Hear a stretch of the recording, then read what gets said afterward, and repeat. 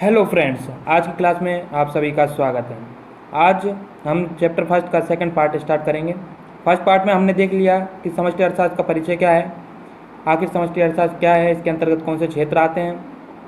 अब second part में हम समष्टि अर्थशास्त्र और व्यष्टि अर्थशास्त्र के बीच अंतर देखेंगे।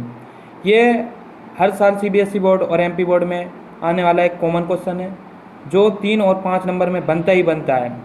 तो इस लेक्चर को लास्ट तक ज़रूर देखें, ये क्लास बहुत इंपॉर्टेंट होने वाली है। तो आइए स्टार्ट करते हैं हमारी क्लास। ओके, तो हेलो फ्रेंड्स, स्टार्ट करते हैं हमारी क्लास। समष्टि अर्थशास्त्र और व्यष्टि अर्थशास्त्र में अंतर। समष्टि अर्थशास्त्र यह संपूर्ण अर्थव्यवस्था के स्तर पर दुर्लभता और चुनाव की समस्या का अध्ययन करती है। यह एक व्यक्तिगत, एक गृहस्थ, एक फर्म, एक उद्योग के स्तर पर दुर्लभता और चुनाव की समस्या का अध्ययन करती है। जहाँ समष्टि अर्थशास्त्र एक बड़े क्षेत्र की संपूर्ण अर्थव्यवस्था का अध्ययन करती है, वहीं एक व्यष्टि अर्थशास्त्र होती है, वही एक व्यक्तिगत स्तर पर, एक गृहस्थ स्तर पर, एक छोटे स्तर पर दुर्लभता और चुनाव की समस्या का अध्ययन करती है। ठीक है फ्रेंड्स। समष्टि आर्थिक चरों का उपयोग करता है। समष्टि आर्थिक चर होते क्या हैं? तो समष्टि आर्थिक चर उन्हें कहा जाता है जिनकी मदद से समष्टि अर्थशास्त्र की गणना की जाती है। समष्टि आर्थिक चर जैसे हो गया समग्र मांग, समग्र पूर्ति, इन्हें हम समष्टि आर्थिक चर कहते हैं, क्योंकि इन्हीं के समग्र मांग का मतलब क्या है? पूरी एक अर्थव्यवस्था में संपूर्ण मांग का कुल योग समग्र मांग कहलाता है। एक अर्थव्यवस्था में संपूर्ण पूर्ति का कुल योग समग्र पूर्ति कहलाता है। तो समष्टि आर्थिक चर इन्हें ही कहा जाता है और इन्हीं के माध्यम से समष्टि अर्थशास्त्र की गणना की जाती है। ठीक है फ्रेंड्स। व्यष्टि अर्थशास्त्र में व्यष्टि आर्थिक चरों का उपयोग किया जाता है। व्यष्टि आर्थिक चर कौन से होंगे? उपभोक्ता की मांग हो गया, उपभोक्ता की पूर्ति हुआ, ये व्यष्टि आर्थिक चर कहलाते हैं। ठीक है। आर्थिक एजेंट राज्य या वैधानिक निकाय होते हैं। इसमें आर्थिक एजेंट कौन होते हैं? राज्य और वैधानिक निकाय। आर्थिक एजेंट होता क्या है? तो ऐसे लोगों, ऐसे संसाधनों को आर्थिक एजेंट कहा जाता है जो आर्थिक समस्याओं और आर्थिक निर्णय लेते हैं, उन्हें आर्थिक एजेंट कहा जाता है। ठीक है। तो इसमें ऐसे निर्णय कौन लेता है? आर्थिक संबंधी निर्णय कौन लेता है? राज्य लेती है, वैधानिक निकाय लेती है। वैधानिक निकाय के कुछ उदाहरण हैं, आरबीआई हो गया, एसईबीआई हो गया। तो ये इसमें आर्थिक एजेंट की भूमिका अदा करते हैं। इसमें आर्थिक एजेंट मतलब आर्थिक निर्णय कौन लेता है? उपभोक्ता लेता है, उत्पादक लेता है। तो ये आर्थिक एजेंट कहलाएंगे व्यष्टि अर्थशास्त्र के। ठीक है। इसमें सामूहिकता की मात्रा अधिक होती है। सामूहिकता की मात्रा मतलब कि जैसे कि हम जानते हैं कि समष्टि अर्थशास्त्र में कई सारे क्षेत्र होते हैं, कई सारे क्षेत्रों की आर्थिक समस्याओं, आर्थिक कठिनाइयों सबका अध्ययन किया जाता है। मतलब होच पोच है, कई सारे क्षेत्र हैं भैया, सबकी मांग और सबकी समस्याओं का अध्ययन इसमें किया जाता है। तो इसमें सामूहिकता मतलब कई सारी चीज़ें इसमें सम्मिलित होती हैं, इसलिए इसको सामूहिकता की मात्रा अधिक होती है। सामूहिकता की मात्रा इसमें तुलनात्मक रूप से कम होती है, क्योंकि इसमें एक गृहस्थ, एक उद्योग, एक छोटे स्तर पर किया जाता है अध्ययन। तो इसमें पार्टिकुलर चीज़ का अध्ययन किया जाता है, इसलिए इसमें सामूहिकता की मात्रा कम होती है, तुलनात्मक रूप से कम होती है। ठीक है।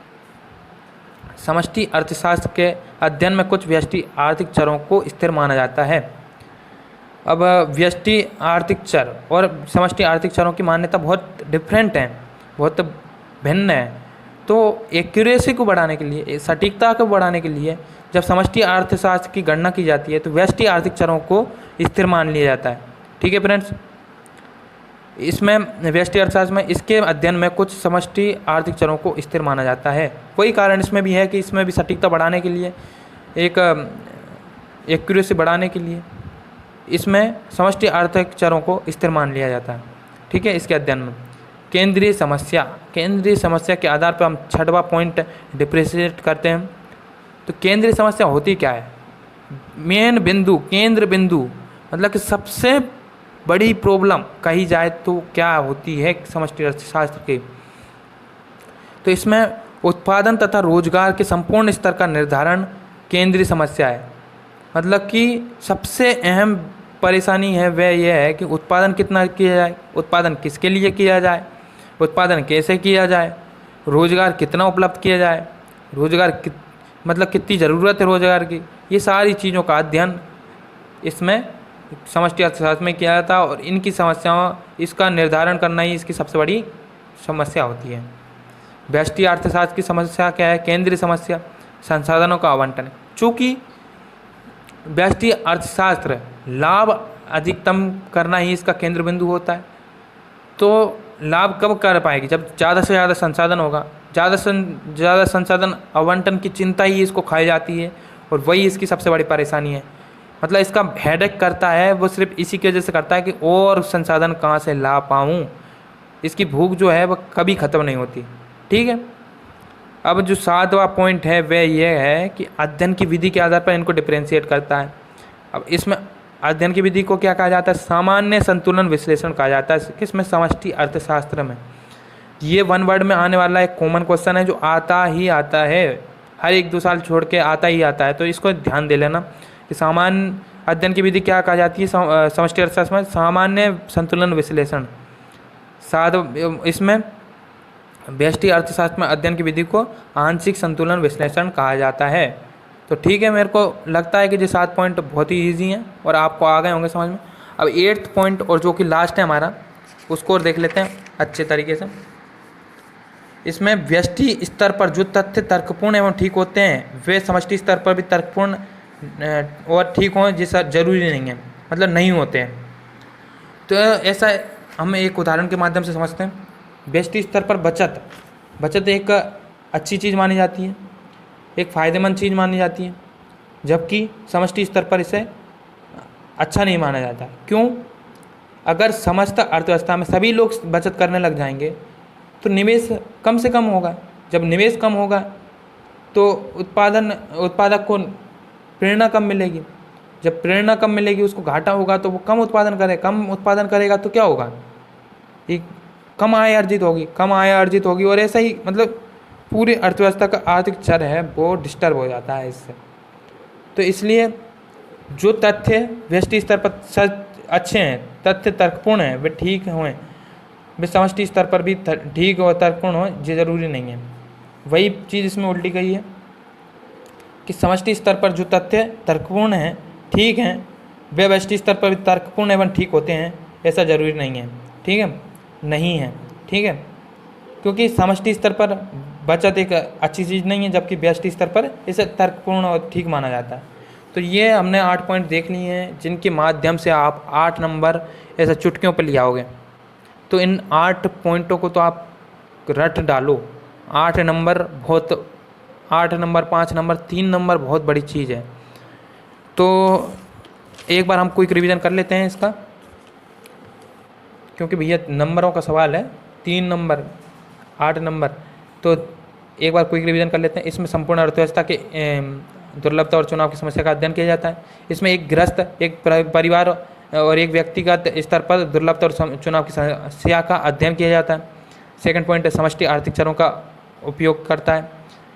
व्यष्टि आर्थिक चरों का उपयोग करता है कौन? व्यष्टि अर्थशास्त्र। आर्थिक एजेंट कौन होते हैं? राज्य या वैधानिक निकाय होते हैं। उदाहरण है RBI और SEBI। आर्थिक एजेंट इसमें कौन होता है?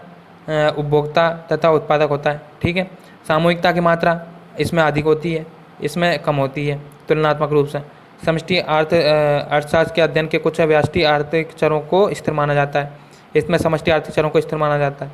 केंद्रीय समस्या क्या है? उत्पादन तथा रोजगार का संपूर्ण स्तर निर्धारण करना सबसे बड़ी इसकी समस्या है। इसकी समस्या क्या है? संसाधन का आवंटन और संसाधन और वो चीज़ है इसके पास है, संसाधन का आवंटन इसकी केंद्रीय समस्या है।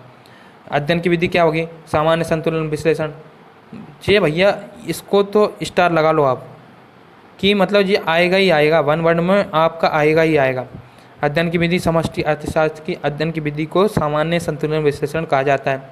इसमें अध्ययन की विधि को आंशिक संतुलन विश्लेषण कहा जाता है। किसमें? व्यष्टि अर्थशास्त्र में। ठीक है, जो लास्ट पॉइंट है वो देख लेते हैं। इसमें व्यष्टि स्तर पर जो तथ्य तर्कपूर्ण एवं ठीक होते हैं वे समष्टि स्तर पर भी तर्कपूर्ण एवं ठीक नहीं होते हैं। ठीक है, समष्टि स्तर पर जो तथ्य तर्कपूर्ण एवं ठीक होते हैं वे व्यष्टि स्तर पर भी तर्कपूर्ण एवं ठीक नहीं होते हैं। ठीक है, तो ये मेरे ख्याल से आपको 8 पॉइंट बहुत अच्छे समझ में आ गए होंगे। अगर ये कोई भी डाउट है, मतलब परेशानी है, तो कमेंट बॉक्स में ज़रूर कमेंट करें। और अगर वीडियो पसंद आई हो तो लाइक शेयर और सब्सक्राइब करना ना भूलें। बिल्कुल कंजूसी ना दिखाएं, ये काम ना कर दिया करो। तो चलो ठीक है, कल फिर मिलते हैं नई वीडियो के साथ। तब तक के लिए नमस्कार, टाटा बाय बाय।